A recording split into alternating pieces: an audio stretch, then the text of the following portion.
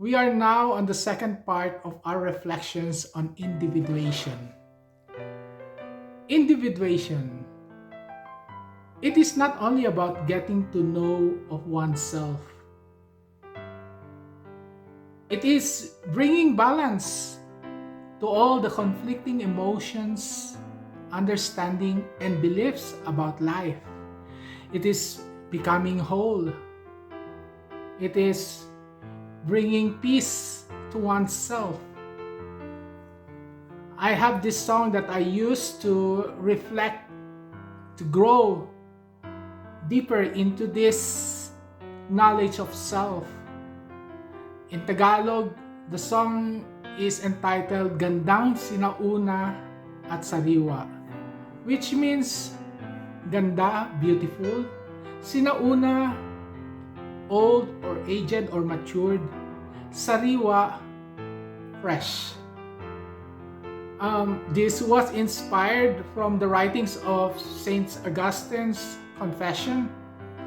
It talks about God, but here, let's say that this one, this Gandang Sinauna at Sariwa, is also about the self.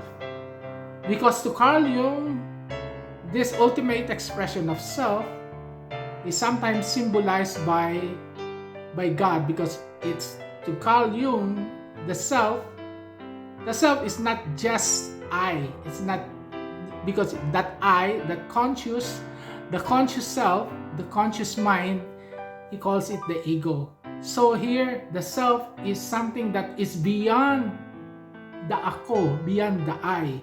So what is beyond us is something that is higher than us. And so here, for the purpose of this exercise, we'll focus more first on the self, the real self, the self that is within. So the song goes like this. Listen to this song, Gandang Sinauna at Sariwa. So the song goes like this. Kay tagal bago kita minahal, gandang sinauna at sariwa, tapat kang nanahan sa aking kalooban, ngunit hinanap pa rin kahit saan.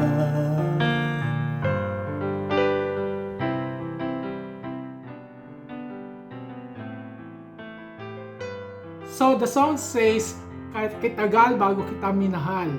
Translated in English, it's been a while since I love you. So let's go back, maybe in the past, and try to look into yourself. When was the time when you feel love? Sige nga. Or the time when you feel unloved. If you feel love, what were the feelings inside? Describe that emotions. Try to linger into it, into the feelings. Or when you feel so unloved, how did you feel? Try to go back into that feelings, the emotions that is deep within you. The song says, Gandang Sinauna at Sariwa. But have you felt that? That you are beautiful? That you have matured? And that you feel so fresh and so alive? If yes, how? If not, try to imagine what happened.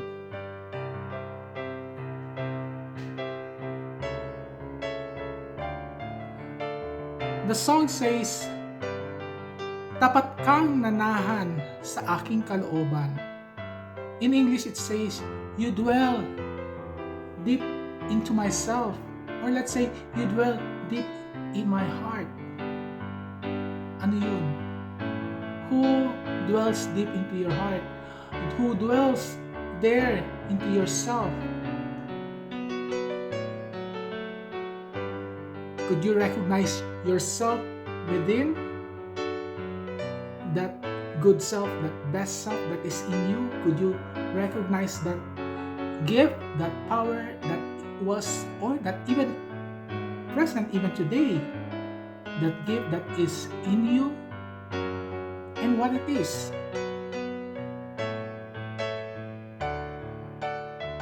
So that one who loves you, who embraces you, is there, and yet the song says, ngunit hinahanap-hanap pa rin kahit saan. So the question here is, why, in spite of all the gifts, in spite of all the love, in spite of all the caring, why probably we still feel so empty? And so we try to go deeper into our consciousness, deep into our unconscious, and find that emptiness. What do we seek? What do we wish to find? Now let's continue with this song. Ngunit hinanap pa rin kahit saan, kay tagal bago kita minahal. Gandang Sinauna at Sariwa, ako'y nagpabihag sa likha mo tanan. Di ko akalaing ikaw pala'y lilisan, ako'y tinawagan mula sa katahimikan. Pinukaw mo ang aking pandinig, biglang luminaw ang awit ng daigdig.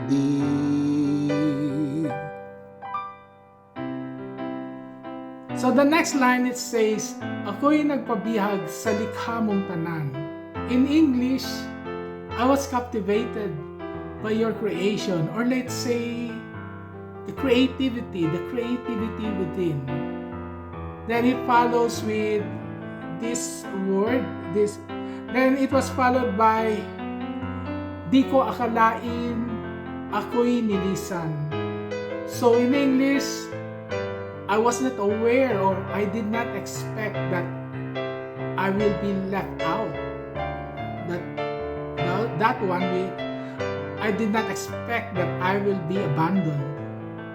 So the question here is, at the time when you feel so good, all the creativity within, and then go back to that experience when you feel that abandonment. So go back to that feeling and then try to linger into this. And then it says, ako'y tinawag mula sa katahimikan. Suddenly it says that you are being called from that loneliness, from that silence. It's like you have been awakened. Because the next line it says, pinukaw mo ang aking pandinig, which means your hearing was enhanced, so it awakens your sense of hearing. And from then on, the line says, biglang luminaw ang awit ng daigdig. And because of that awakening, you can hear now the songs being sung in the world. So, this is quite poetic. When was the time when you feel so abandoned and then later on you were able to regain yourself? And then you are awakened. You feel that there is that call calling you to wake up, and you were able again to go back to yourself and embrace yourself, make yourself whole, healing maybe that pain of abandonment, and then Suddenly, you can hear. Before you were deaf, you couldn't hear anything. Now, you can listen. You can listen to the beautiful songs around you. So go back to that experience of joy when you started to hear beautiful things. Kay tagal bago kita minahal, Gandang Sinauna at Sariwa, tapat kang nanahan sa aking kalooban, ngunit hinanap pa rin kahit saan.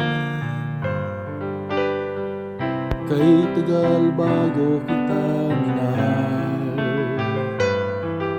Gandang Sinauna at Sariwa, ako'y nagpabihay sa likha mo tanan. Di ko akalaing ikaw wala'y lilisan, ako'y tinawagan mula sa katahimikan.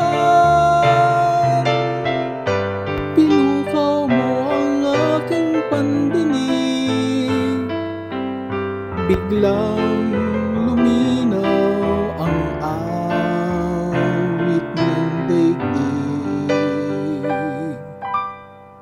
Kay tagal bago kita minahal, Gandang Sinauna at Sariwa,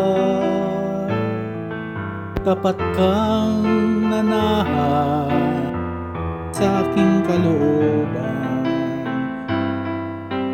ngunit hinahanap pa rin